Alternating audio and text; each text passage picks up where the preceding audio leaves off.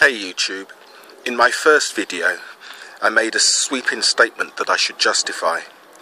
I'd said that being born into the Jehovah's Witness organisation had affected my personality, and I would add achievements in life, and I'm here to deal with that now. A child totally depends on his parents to show him how the world works and how to get on. Children learn how to express love, deal with authority, attitudes to work, people, etc. So of course, a born-in gets an undiluted dose of JW dogma. Like any other cult, Jehovah's Witnesses treat their children terribly, because children have the potential to distract the parent from the cult leadership. And of course, cult leaders want no competition for their members' attention at all. So they co-opt the parents into crushing the spirit of the child. Natural playfulness, joy and curiosity is squashed by hours of home Bible study and meetings, whilst questions are met with the spare the rod, spoil the child approach, or if the child is too old for that, being told that the child is of the devil if they don't like the questions. Of course, children are traumatized by stories of demons that are trying to get them. And of course, any problems that the children have are dealt with by Bible quotes and not real, practical, real-world advice and help. So children learn to fear authority. They learn to see it as irrelevant and not to be open with their parents and other authority figures. The child quickly learns that nothing they do, say or feel has any value unless it advances the cult, unless it glorifies Jehovah. There is absolutely nothing for the self. Children are socially isolated. Any school friends you seek must pass the test of whether they love Jehovah. There are no social events to enjoy, no reasons to celebrate. The child soon learns there's no point in befriending a friend who's outside of the church, because of course you might as well be befriending a walking corpse. And it won't be too long before Jehovah comes to slaughter everyone outside of the Kingdom Hall. The child is denied any opportunity to make decisions for himself and is told that only Jehovah's Witnesses are trustworthy.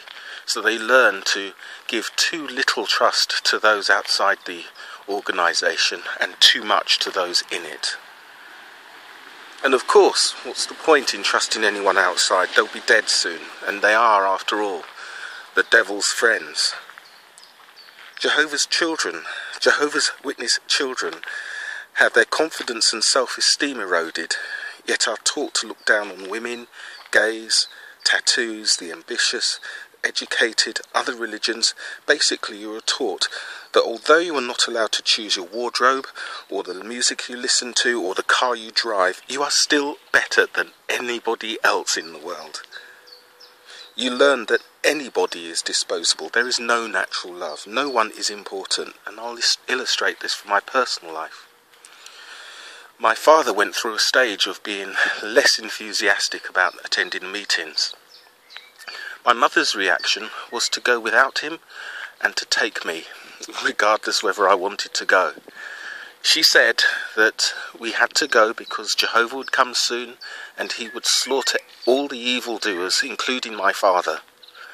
Now, this is a man that she went on to spend 50 years with, but she'd be prepared to drop him just like that. Another example is that I have uncles, aunts, cousins that I don't know. I've never met, and they could walk past me in the street because they were not Jehovah's Witnesses, they were worldly, and because of that I was never allowed, encouraged to have anything much to do with them. So there's a whole section of my life that I have nothing to do with. The child is conditioned to feel guilty and ashamed of their body, their natural feelings, and any private conversation with parents is impossible because parents must tell elders everything so the child can be correctly punished. So what kind of adult does that child become? They become socially awkward, fearful of authority, submissive, docile, and easily led. the adult learns to put on a face while keeping thoughts private.